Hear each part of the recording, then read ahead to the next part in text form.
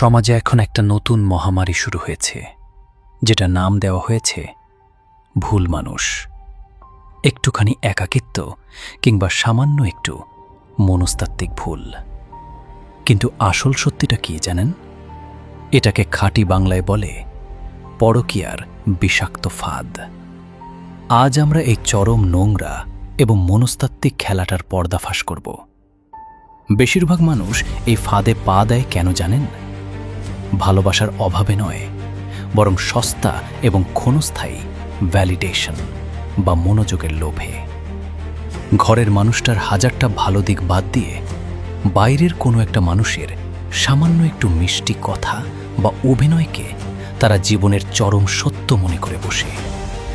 মনে রাখবেন, পরকীয়া কোনো ভালোবাসা নয়, এটা হলো এক ধরনের মানসিক ড্রাগস। প্রথম এই চুরি করে কথা বলা, লুকিয়ে দেখা করাটা এক ধরনের নোংরা রোমাঞ্চ তৈরি করে। কিন্তু এই রোমাঞ্চের শেষ পরিণতি কি জানেন?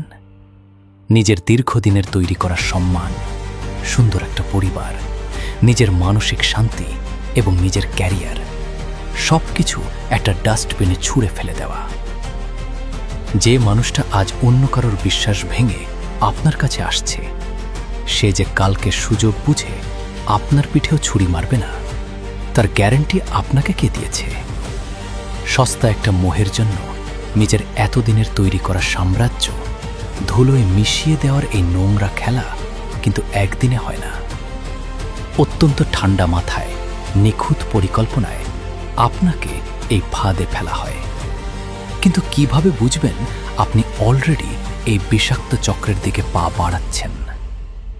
সামনের মানুষটা আপনাকে সত্যি ভালোবাসে, নাকি চরম কোনো স্বার্থে আপনার ইমোশন নিয়ে খেলছে, তা বোঝার 3টি মারাত্মক সাইকোলজিক্যাল লক্ষণ কি?